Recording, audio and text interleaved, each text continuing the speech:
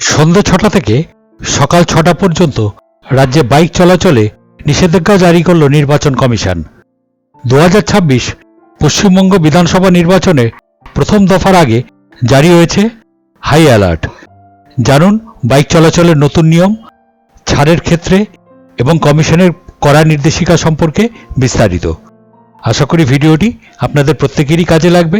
তাই জন্য একটি অনুরোধ, চ্যানেলে যদি নতুন হয়ে থাকেন তাহলে অবশ্যই চ্যানেলটিকে সাবস্ক্রাইব করে পাশে রাখা বেল আইকনটি প্রেস করে নোটিফিকেশন অন করে রাখবেন আর সবার সুবিধার্থে ভিডিওটি শেয়ার করবেন। তো চলুন শুরু করি। তো প্রতিবেদনে যেটি বলা হয়েছে দেখুন, 2026 সালের পশ্চিমবঙ্গ বিধানসভা নির্বাচনের নির্ঘণ্ট ঘোষণার পর থেকেই রাজ্যে তৎপরতা তুঙ্গে। আগামী 23শে এপ্রিল প্রথম দফার 152টি আসনে ভোট গ্রহণ। এই আবহে রাজ্যে আইন শৃঙ্খলা বজায় রাখতে এবং ভোটারদের ভয়ভীত প্রদর্শন রুখতে এক নজিরবিহীন নির্দেশিকা জারি করেছে ভারতের নির্বাচন কমিশন। নির্দেশ অনুযায়ী ভোট গ্রহণের 48 ঘণ্টা আগে থেকে সংশ্লিষ্ট নির্বাচনী এলাকাগুলোতে মোটরসাইকেল চলাচলের ওপর কঠোর নিষেধাজ্ঞা আরোপ করা হয়েছে। এবার নিষেধাজ্ঞার সময়সীমা ও বিস্তারিত নিয়মাবলী। কমিশনের জারি করা নির্দেশিকায় জানানো হয়েছে যে ভোটের দুদিন আগে থেকে প্রতিদিন সন্ধ্যে 6টা থেকে পরদিন সকাল 6টা পর্যন্ত রাস্তায় কোনো বাইক চলাচল করতে পারবে না।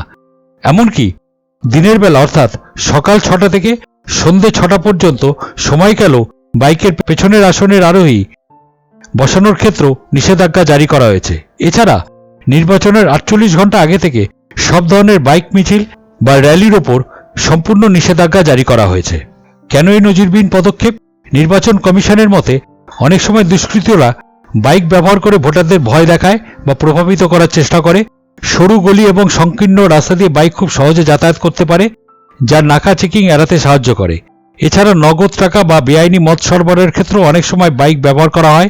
এই ধরনের অসাধু কার্যকলাপ রুখতেই এই কড়া পদক্ষেপ নেওয়া হয়েছে। প্রথম দফা ভোটের জন্য মঙ্গলবার থেকেই এই নির্দেশ কার্যকর হতে শুরু করেছে। এবার ছাড় মিলবে কাদের ক্ষেত্রে?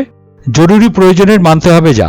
তবে জরুরি প্রয়োজনে সাধারণ মানুষের জন্য কিছু ছাড়ও রাখা হয়েছে।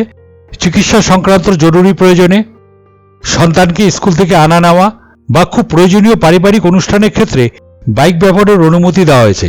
তবে এই ধরনের জরুরি ক্ষেত্রে ছাড় পেতে গেলে স্থানীয় থানার নির্দেশ অনুমতির প্রয়োজন হতে পারে।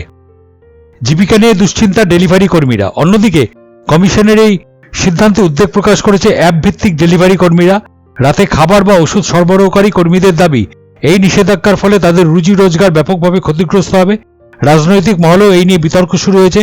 শাসক দল তৃণমূল কংগ্রেস বিষয়টিকে সুপার এমার্জেন্সি বলে কটাক্ষ করেছে এবং ডেলিভারি কর্মীদের জীবিকা নিয়ে প্রশ্ন তুলেছে। তবে কমিশন স্পষ্ট জানিয়েছে, শান্তিপূর্ণ ভোট সম্পন্ন করাই তাদের একমাত্র অগ্রাধিকার। নিশ্ছিদ্র নিরাপত্তা, সীমান্ত সিল ও হাই অ্যালার্ট। রাজ্যের মুখ্য নির্বাচনী আধিকারিক মনোজ আগরওয়াল জানিয়েছেন, আইন ভাঙলে কঠোর ব্যবস্থা নেওয়া হবে। ইতিমধ্যে বিভিন্ন সীমান্ত এলাকায় নজরদারি বানানো হয়েছে এবং রাজ্যে কেন্দ্রীয় বাহিনী রুট মার্চ শুরু করেছে। তাহলে বুঝতে পারলেন, যেটি বলা হয়েছে ভোটের দুদিন আগে থেকে যে বাইক চলাচলের যে নিষেধাজ্ঞা এবং সেটি কখন থেকে কখন অবধি, সেটা আপনারা পরিষ্কার এখানে জানতে পারলেন এবং কাদের ক্ষেত্রে ছাড় দেওয়া হবে সেটাও আপনারা জানতে পারলেন। তো আশা করি ভিডিওটি আপনাদের প্রত্যেকেরই কাজে লাগবে। তাই জন্য একটি অনুরোধ, চ্যানেলে যদি নতুন হয়ে থাকেন তাহলে অবশ্যই চ্যানেলটিকে সাবস্ক্রাইব করে দেবেন আর ভিডিওটিতে অবশ্যই একটা লাইক আর কমেন্ট করে দেবেন। ধন্যবাদ।